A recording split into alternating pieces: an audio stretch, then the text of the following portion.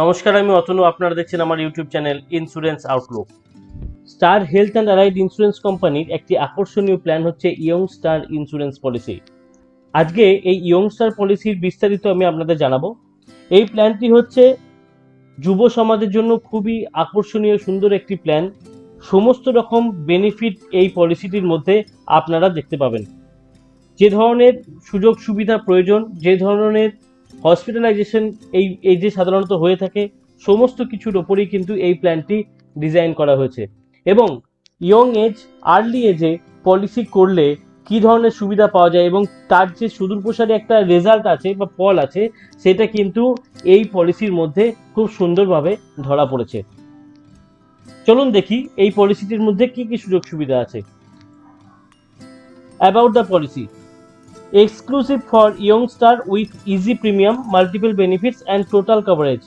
এই পলিসিটি শুধুমাত্র ইয়ংস্টারদের জন্যই, মানে যুব সমাজের জন্যই বানানো হয়েছে, খুব অল্প প্রিমিয়ামে এবং বিভিন্ন রকমের বেনিফিট দিয়ে। টাইপ অফ কভার: পলিসিটি কি কয় রকমের হয়? দু রকমের হয়।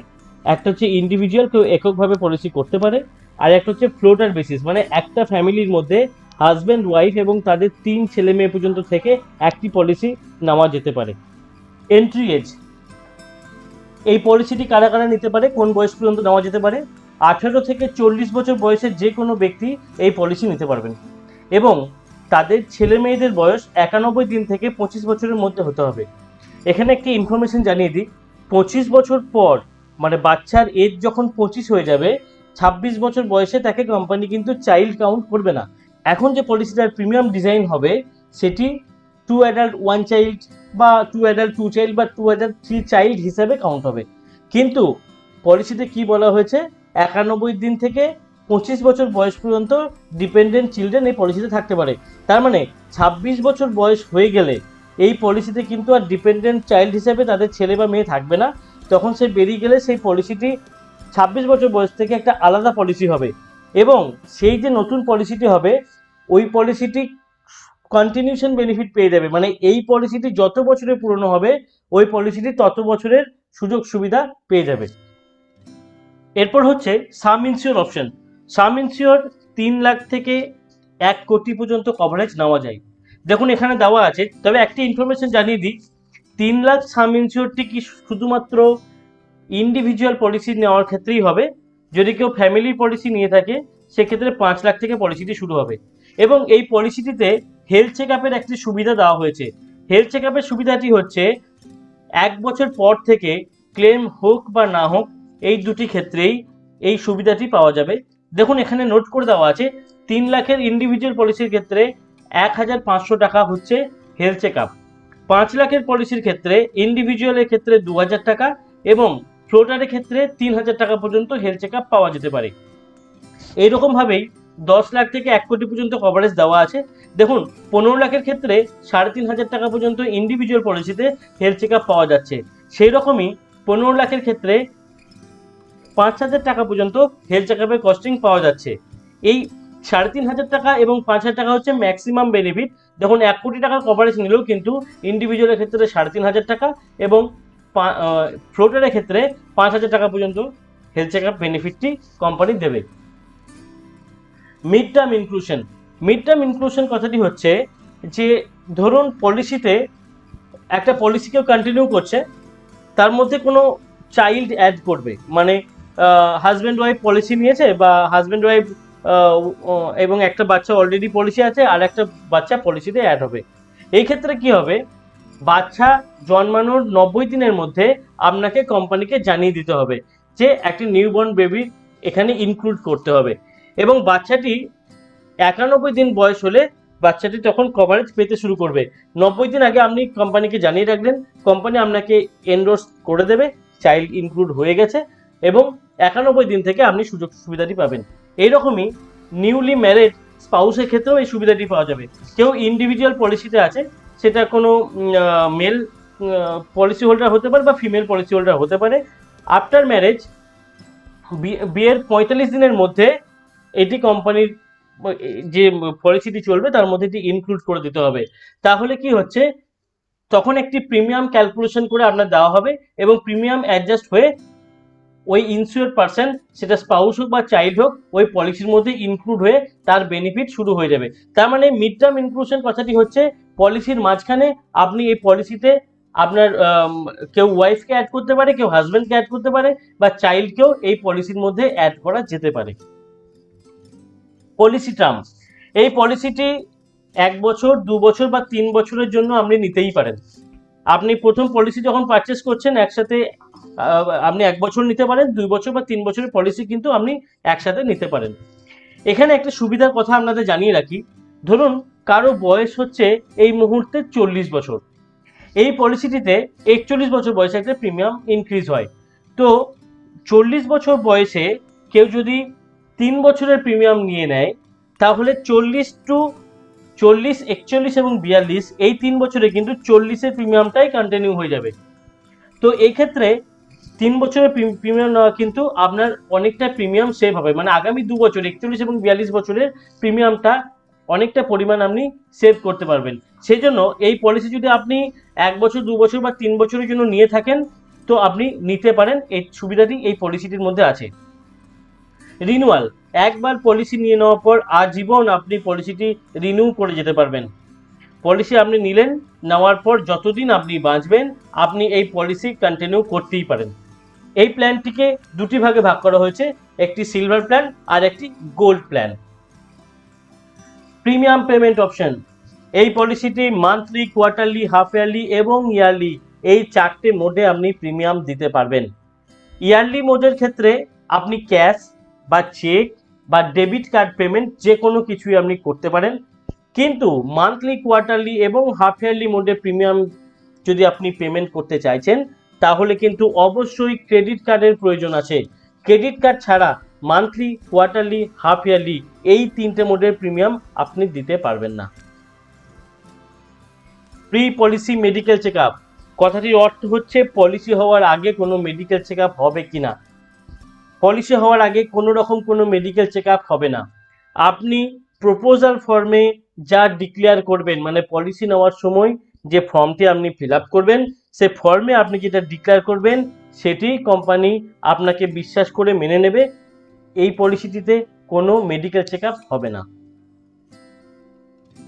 Hospitalisation room rate, single private AC room actual basis, কথাটির অর্থ হচ্ছে হসপিটালে যখন কেউ অ্যাডমিশন হয় একটি রুম চুজ করতে হয়। কেউ সিঙ্গেল রুম নিতে পারে, কেউ কারোর সাথে শেয়ার করে রুম নিতে পারে, অথবা ডরমেটরি টাইপের রুম নিতে পারে যেখানে 3জন বা তার বেশি পেশেন্ট থাকে। তো এই রুম রেন্ট বিষয়টি কি? রুম রেন্টটা হচ্ছে, একটি এক্সাম্পল দিয়ে আপনাকে বোঝানোর চেষ্টা করছি।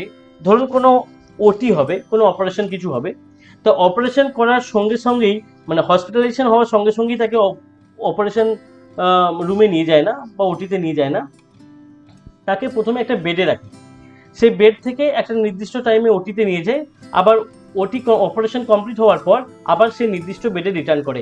তো এই যে বেডে রিটার্ন করছে, এই বেডটি হচ্ছে আপনার রুম রেন্ট। আপনি যে রকম রুমে বেডে থাকবেন, আপনি সিঙ্গেল রুমে থাকতে পারেন, কারোর সাথে শেয়ার অ্যাকোমোডেশন, মানে একটা রুমে 2জন বা তার বেশি, বা ডরমেটরি টাইপের রুম যেগুলোতে 10জন 12জন করে থাকে, এই রুম আপনি নিতে পারেন। Single private AC room actual basis, মানে আপনি যা কভারেজ নেবেন, ধরে নেওয়া যাক আপনি 10 লাখ বা তার বেশি কোনো কভারেজ নিয়েছেন, সেক্ষেত্রে যা রুম ভাড়া হবে সে টোটালটা কোম্পানি বেয়ার করবে। সিঙ্গেল প্রাইভেট এসি রুম কথাটির আরেকটি মানে আছে, সেটি হচ্ছে হসপিটালে বা নার্সিংহোমে যে রুমটি single starting room, single AC যেটা রুম স্টার্ট হচ্ছে সেটা পর্যন্ত কোম্পানি বেয়ার করবে। আপনি যদি তার থেকে উপরে ডিলাক্স বা সুইট রুমে চলে যান, তাহলে এক্সট্রা পেমেন্টটা কিন্তু আপনাকে দিতে হবে। ICU, doctor fees, test and medicine, hospitalize হলে এই ট্রিটমেন্ট, এই ধরনের কস্টিংগুলো অবশ্যই হয়। ডক্টর আইসিইউ এর চার্জেস হতে পারে, ডক্টর ফিস হতে পারে, টেস্ট এবং মেডিসিন, এইগুলো সবই কোম্পানি দেবে অ্যাকচুয়াল বেসিস, কোনো অ্যামাউন্ট ফিক্সড করা নেই। আপনি যা কভারেজ নিয়েছেন সেই কভারেজ পর্যন্ত কোম্পানি দেবে। Road ambulance charges, road ambulance চার্জেসটাও অ্যাকচুয়াল বেসিস।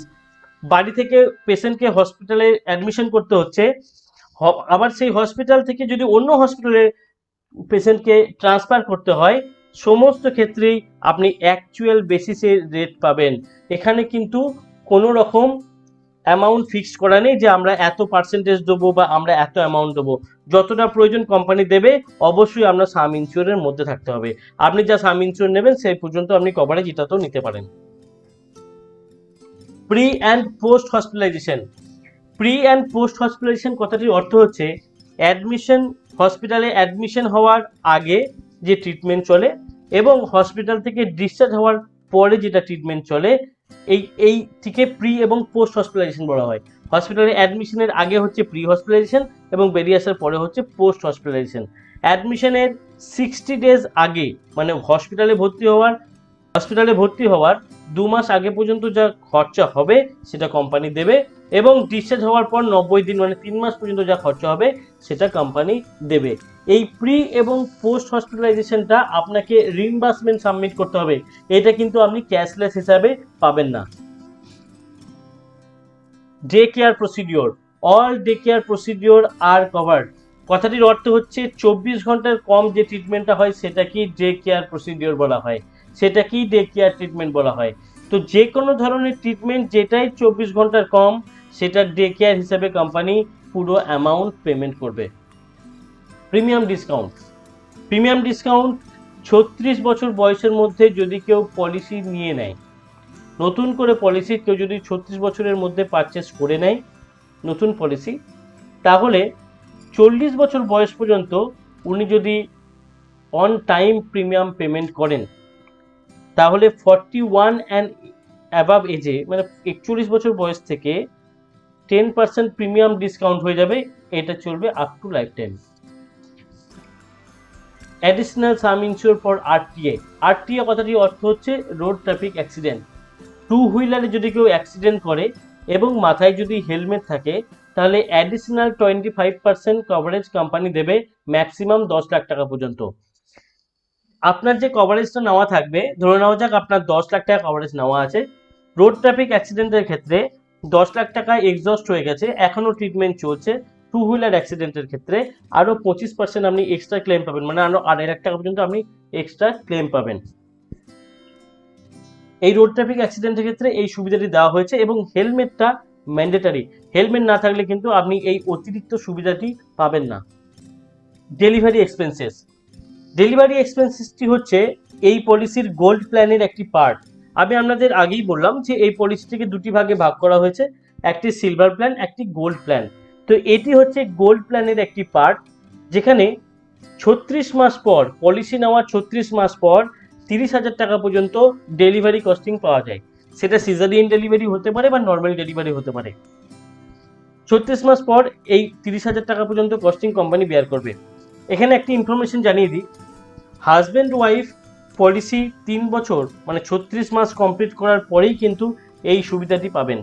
কেউ যদি ইন্ডিভিজুয়াল পলিসি নিয়ে থাকেন এবং কয়েক বছর পর যদি উনি ওনার হাজব্যান্ড হতে পারে বা ওনার ওয়াইফ বা কেউ ওয়াইফকে অ্যাড করতেই পারেন, সেক্ষেত্রে সেই দিন থেকে কিন্তু 36 মাস কাউন্ট হবে, তারপরে এই ডেলিভারি এক্সপেন্সেস বেনিফিটটি পাওয়া যাবে। সিলভার প্ল্যানে এই বেনিফিটটি নেই। এই বেনিফিটটি নিতে গেলে গোল্ড প্ল্যানই আপনাকে পলিসিটি পারচেস করতে হবে। এই গোল্ড প্ল্যানের আরেকটি বেনিফিট হচ্ছে হসপিটাল ক্যাশ বেনিফিট।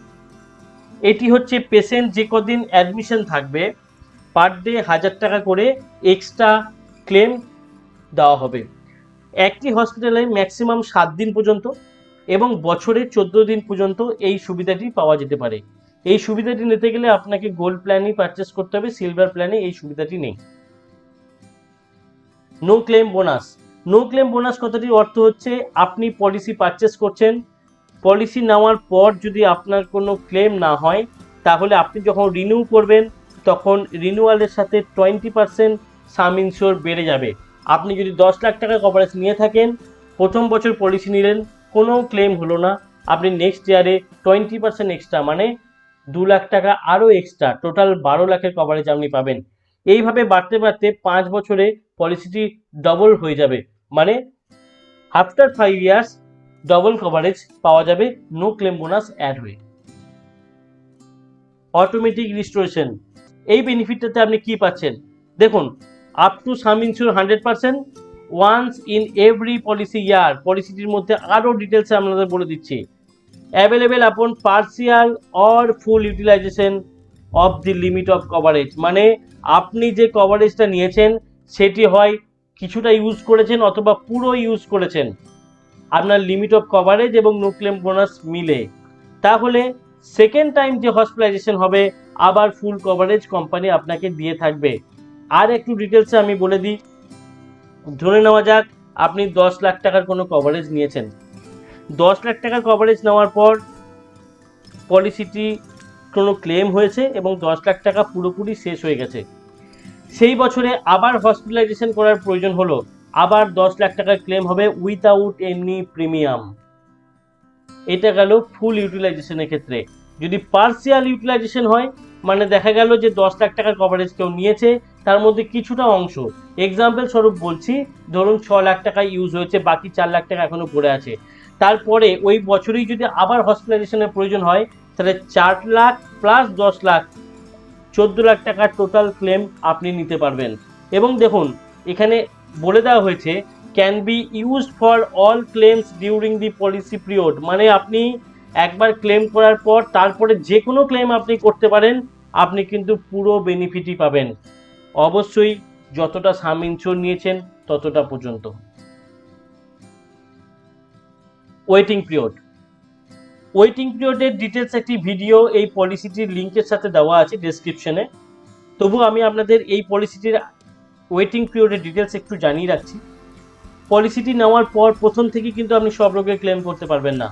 প্রথম 30 দিন অ্যাক্সিডেন্ট ছাড়া কোনো রোগের ক্লেম পাবেন না। দেখুন এখানে দেওয়া আছে 30 days for all illness except accident, মানে প্রথম 30 দিনের একটা ওয়েটিং পিরিয়ড আছে। যে কোনো ধরনের শারীরিক অসুস্থতা আপনি প্রথম 30 দিন পাবেন না, শুধুমাত্র অ্যাক্সিডেন্টের ক্লেম করতে পারবেন।